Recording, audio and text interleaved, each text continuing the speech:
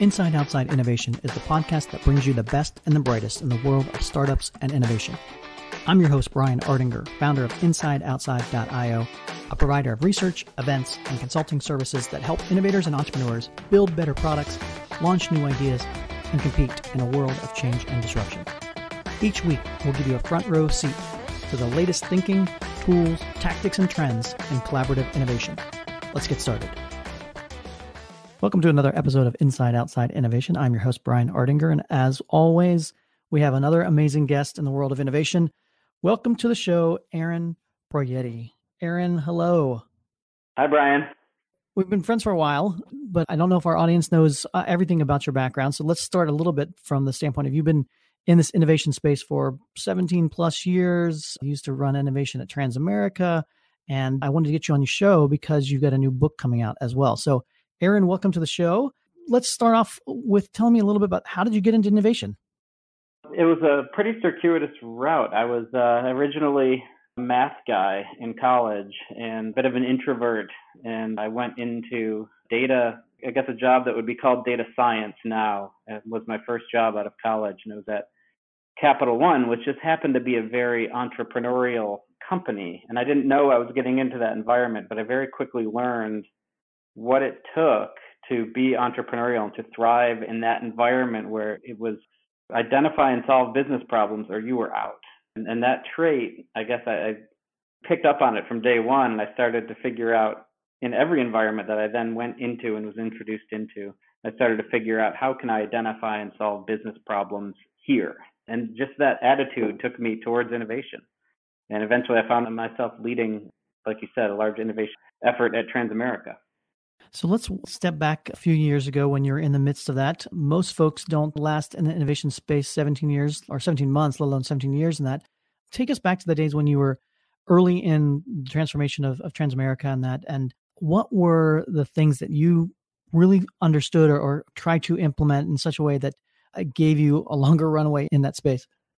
You have to be very adaptive and to be a successful innovator inside of a complex organization, you have to learn how to roll with the punches. I think I've got a resilience, and I've surrounded myself with people who also had the same resilience of being told no, or folks who weren't dissuaded when they met resistance.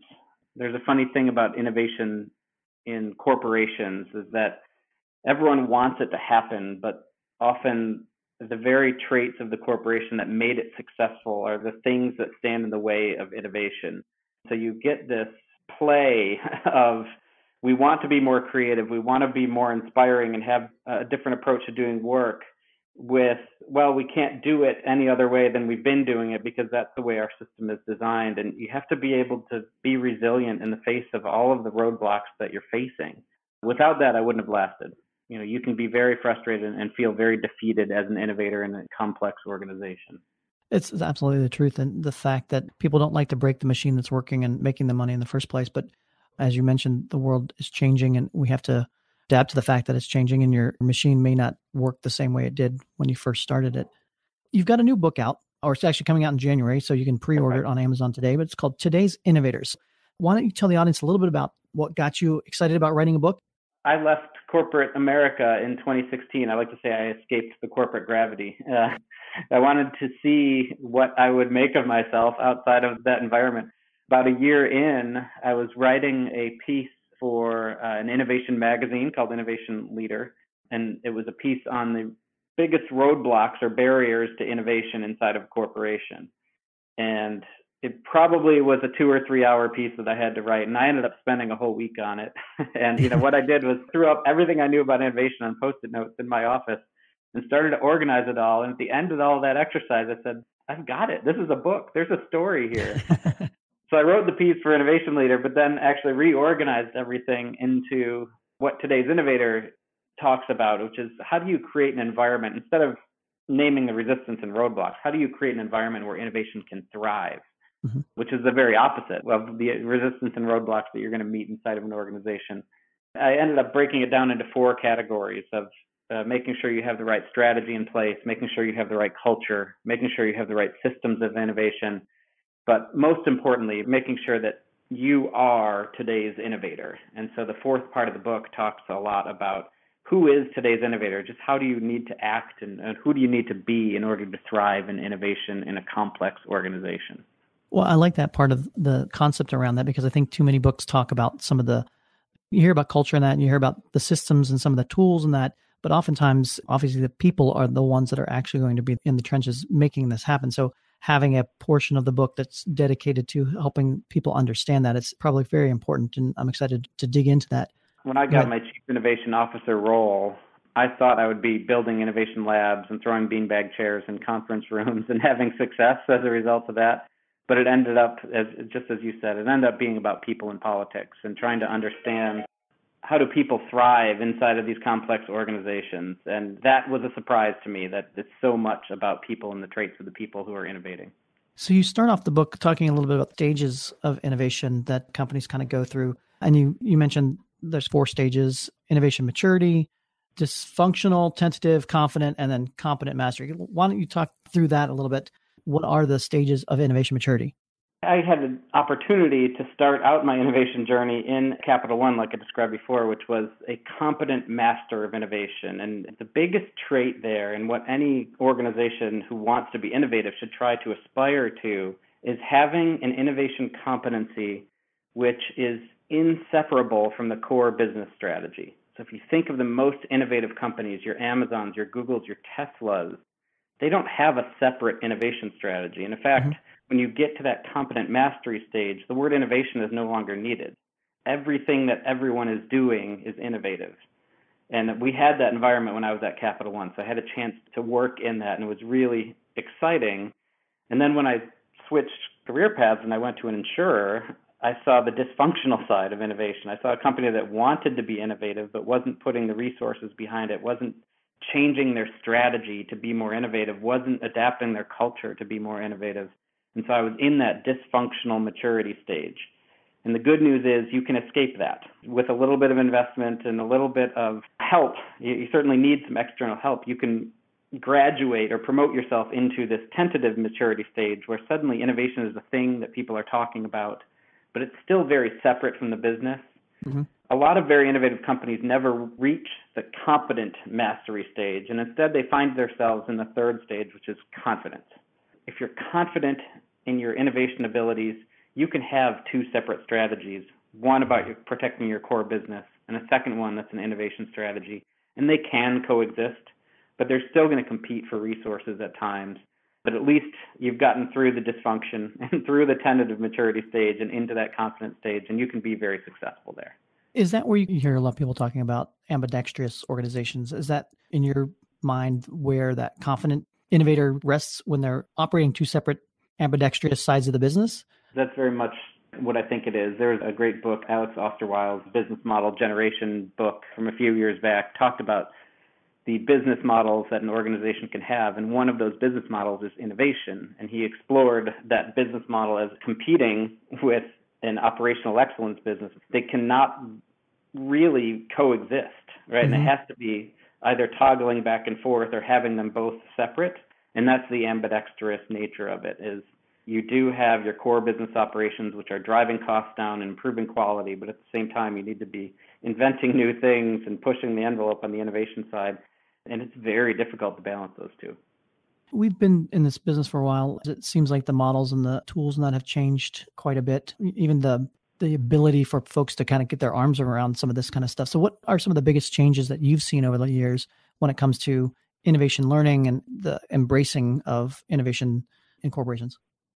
Yeah, I think you hinted at this. It started out with as process. When the word became a buzzword, it was about process, right? It was about how do you start with consumer insights and move to a place where you have a tangible innovation. And innovation itself was either a process or an outcome.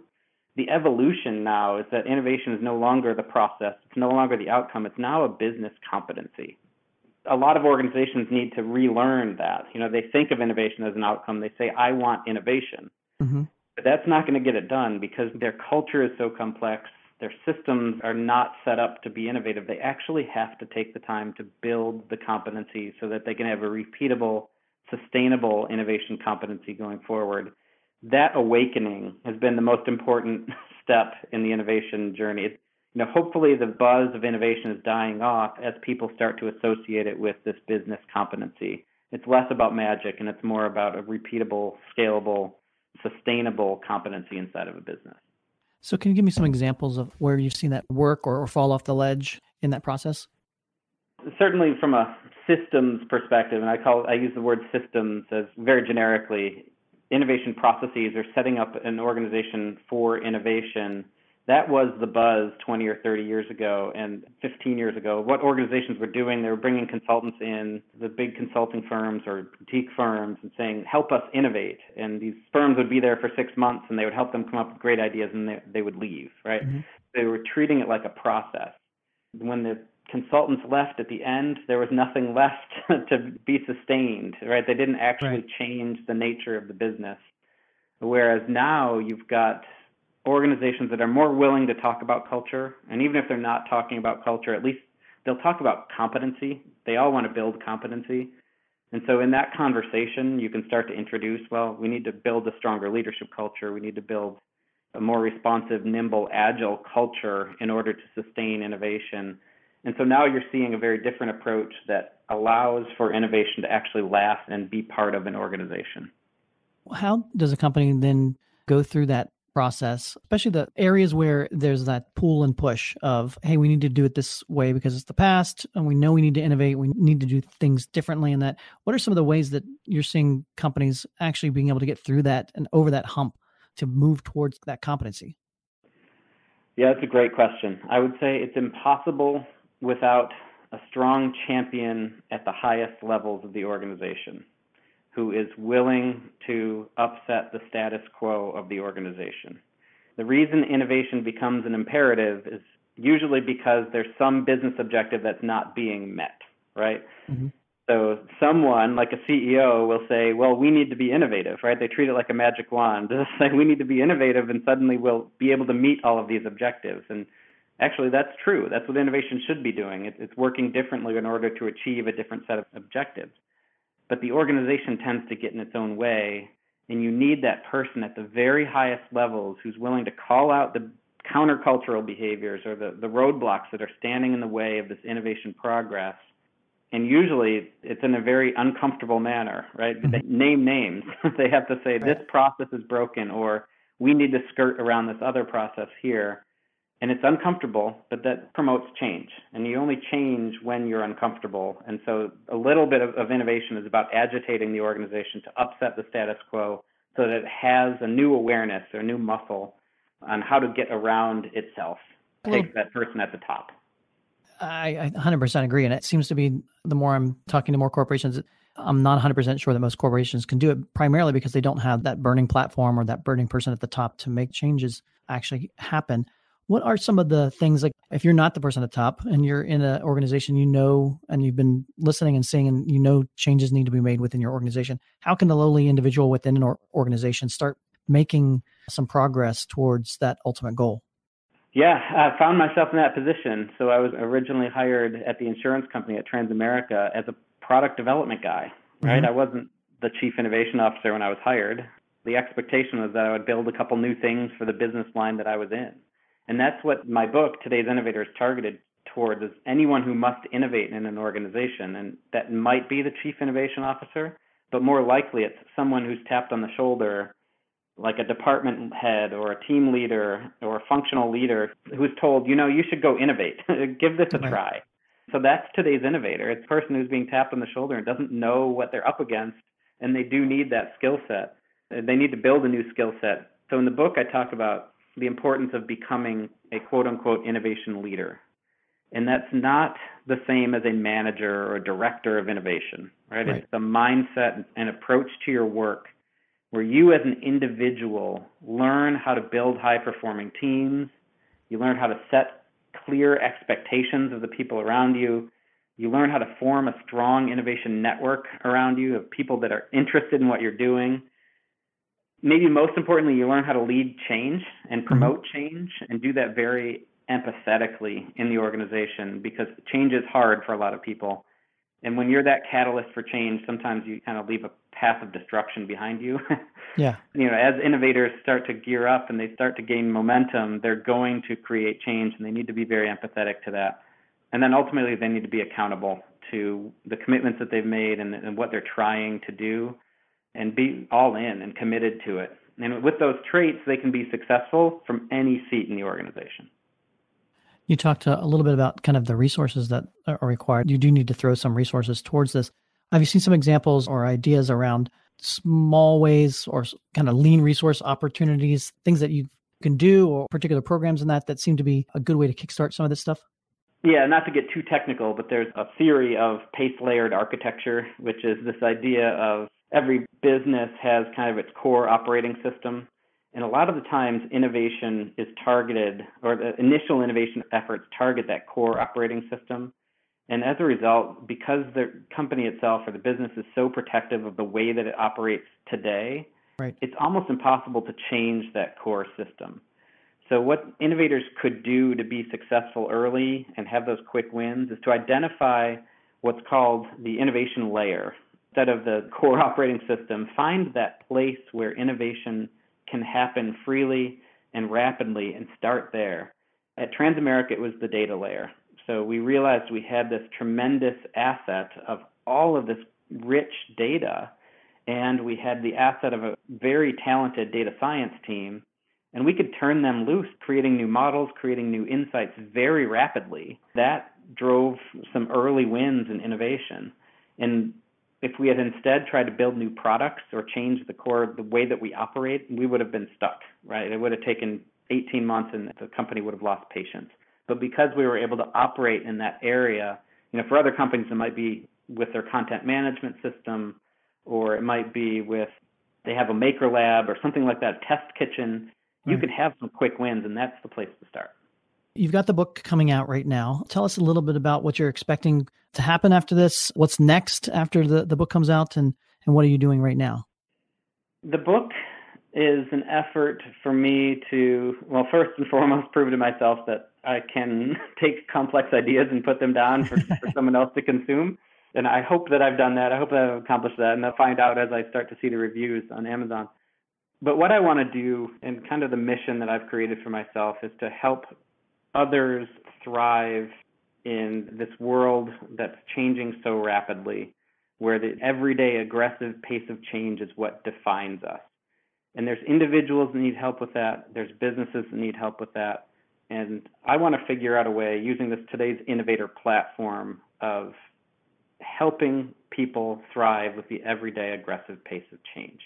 And that might take the form of workshops. It might take the form of going in and conducting training at organizations, a little bit of consulting here and there, though that's not my goal. Probably writing other books.